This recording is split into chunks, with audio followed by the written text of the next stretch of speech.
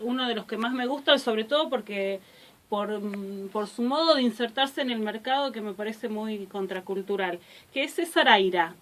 César Aira, que ahora ya es un escritor de prestigio y que de hecho internacionalmente es bastante reconocido. El año pasado estuvo nominado a uno de los premios más importantes de literatura inglesa. Bueno, quedó en la lista de nominados, no lo ganó, pero bueno, tiene varios premios internacionales. Sobre todo tiene un premio importante en Francia, en España es bastante conocido también. Y es un escritor que en Argentina siempre ha estado por circuitos muy paralelos. Si bien hoy en día es reconocido, se lo estudia en las universidades también, está ingresando al canon, pero ha ingresado al canon de una manera muy particular. Primero que nada, Aira ha vivido siempre como traductor, ¿sí? De eso ha ganado el dinero para vivir, digamos. Y es un traductor muy interesante, traduce del inglés y del francés. Y bueno, le ha tocado traducir de todo, ¿no? Como cosas buenas y cosas malas, pero hay una entrevista muy buena de él donde cuenta que, bueno, el grueso de su trabajo mucho tiempo fue traducir, dice, bestsellers absolutamente horrendos. Y una vez le llega una novela histórica romanticoide que tenía como 600 páginas y le dice el editor, mira, déjamela en 300.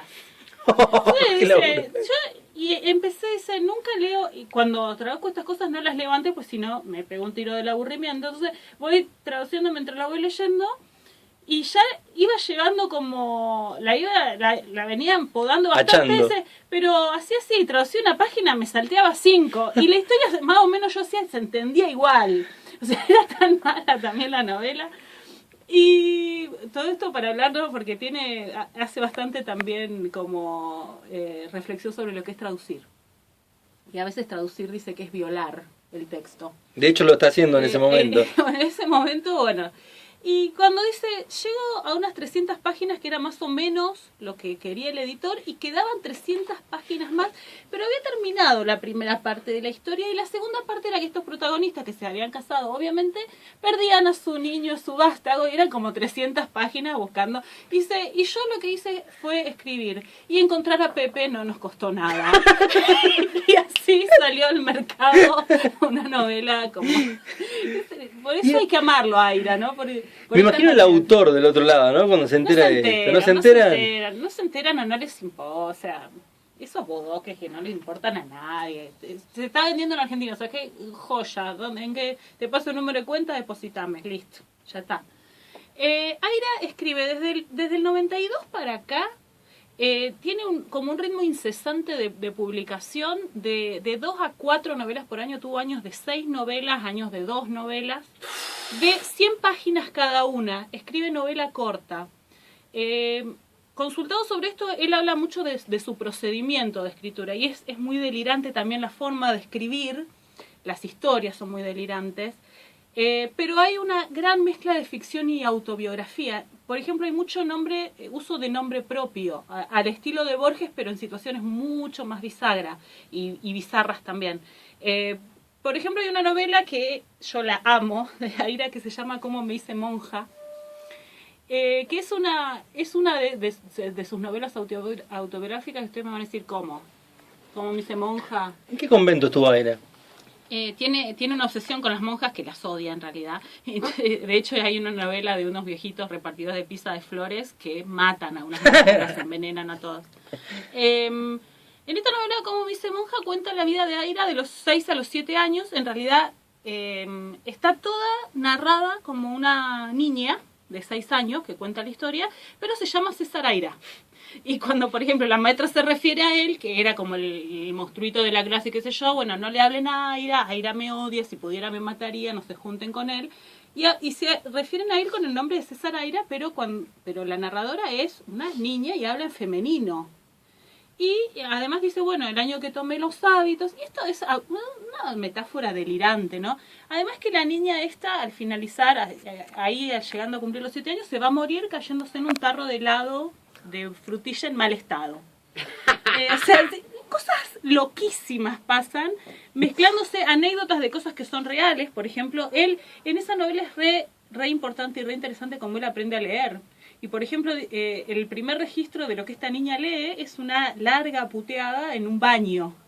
ahí se da cuenta, ¡uy, sé leer! Estoy leyendo esto, y lo repite, ¿no? Y dice, ¡uy, ¿qué es acá? Pero es como Claro. la toma de conciencia de aprendí a leer. Con una puteada. Con una puteada leída en un baño, digamos. Y así es el universo de Aira. Tiene toda una línea de trabajo más relacionado con el ensayo, donde ha hecho un reordenamiento del canon argentino que es muy interesante. Es un especialista en Pizarnik, tiene un libro sobre Pizarnik, tiene un libro sobre Copy. Por supuesto es, ha sido el discípulo, el albacea y el que ha resignificado toda la obra de Lamborghini en Argentina, que bueno, es uno de nuestros grandes poetas, que creo que sin Aira hubiera quedado un poquito relegado la historia. Sí, sí. Es re interesante cómo cuenta su amistad, porque eran muy amigos ellos dos, cómo cuenta su amistad, y en el prólogo a los cuentos de Lamborghini dice Aira que iban caminando un día por Buenos Aires, y están hablando de nada, y se contestan, viste, cosas como bizarras, como que alguien le dice, bueno, ¿qué te parece la política exterior? Y ¿por qué no usarán kimono? Le dice Aira, como nada que ver, y Lamborghini se da vuelta y le dice, ¿ves, pibe? Por fin estás entendiendo algo. O sea, en un diálogo completamente delirante, ahí se entabla como otra especie de significación. Lo interesante de la inserción de Aira en el mercado cultural es que en los 80, cuando estaba caído completamente el mercado editorial argentino, él publicaba en editoriales independientes, por su cuenta, como podía. Y en los 90, cuando había una sobreproducción de mercado editorial, pero un mercado editorial muy malo, muy consumista, bueno, hay como dos líneas de los 90 que fueron muy fuertes, que como el neoboom de la novela histórica, que todavía sigue hasta nuestros días, que ahora se transformó en histórica, romántica, no sé qué. Y toda esta la industria de los premios, ¿no? El premio Alfaguara y el premio Planeta y bueno, el premio Novela Tanto. Entonces, todo es como la maquinita de carne picada, pero de literatura. Entonces, un mercado bastante homogéneo. Él se inserta como publicando tal vez simultáneamente, te publicaba en Anagrama y te publicaba en Eloísa Cartonera. Así es su producción, por eso es tan difícil de conseguir todos los libros también, porque como te publican en una editorial de barrio de 5 amigos, te publican en Anagrama, en Mondadori, en editoriales grandes, ¿no? Esta forma de aproximarse y de irrumpir en el mercado rompía mucho la homogeneidad del mercado editorial de ese momento y también del actual, ¿no es cierto? Se empezó a ser conocido, empezaron a circular sus textos. Es un escritor que suele decepcionar un poco a veces. Él lo dice, y dice que debo tener 4, porque en una entrevista le preguntan, bueno, ¿usted prefiere gustarle mucho a poco que un poquito a muchos? Dice, incluso esos 4 o 5 lectores que sé que tengo, que son más, César, vos lo sabés, me gusta, cuando me doy cuenta de lo que les está gustando, voy por otro lado. Le gusta decepcionar. De hecho, como él está acostumbrado a estos circuitos más alternativos y a que su lector lo va a buscar específicamente, una vez se vio la disyuntiva de estar publicado en estas colecciones que venden los diarios, ¿viste? Sí. Entonces recibió como, un lector que le decía que le devuelva la plata porque no había entendido la novela, porque sus finales, en general, y él lo dice, bueno, llega un momento, yo empiezo, tengo un procedimiento que es muy capaz de escritura automática, la historia me va cambiando en el medio, llega un momento que me canso del libro y tengo otra idea, y listo, los mato a todos y empiezo otro libro, o sea, y suele pasar en muchos de sus libros que en serio, los mata a todos y empieza otro libro. Dice Roberto que haría eso con nosotros, dice. Nos matás a todos y no, a vos seguramente no. A vos te va a dejarle. A vos te va a salvar, a nosotros no va a pasar.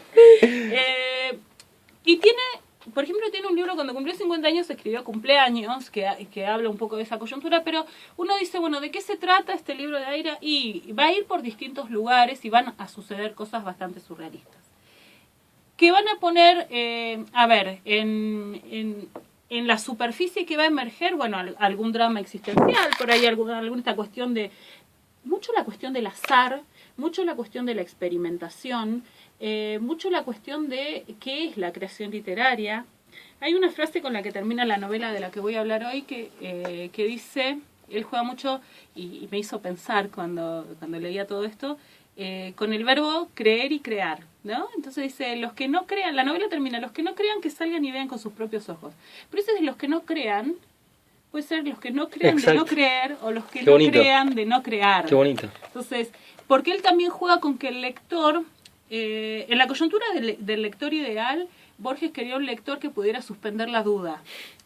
Aira quiere un lector que además de suspender la duda, no entienda a veces si es ficción, si es realidad, y que además cree con la obra algo.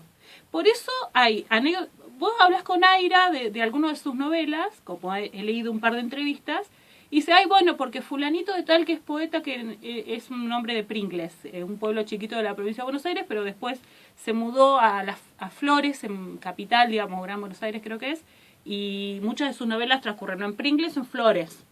Y le dice, bueno, pero tal cosa que pasó, no, eso pasó en la vida real. Lo que pasa es que después le cambiaron tantas cosas en el medio. Hay una novela maravillosa que salió en la coyuntura de 2001-2002 de dos viejitos que se hacen repartidores de pizzas en esta cosa de que no había laburo, de que estaba todo caído.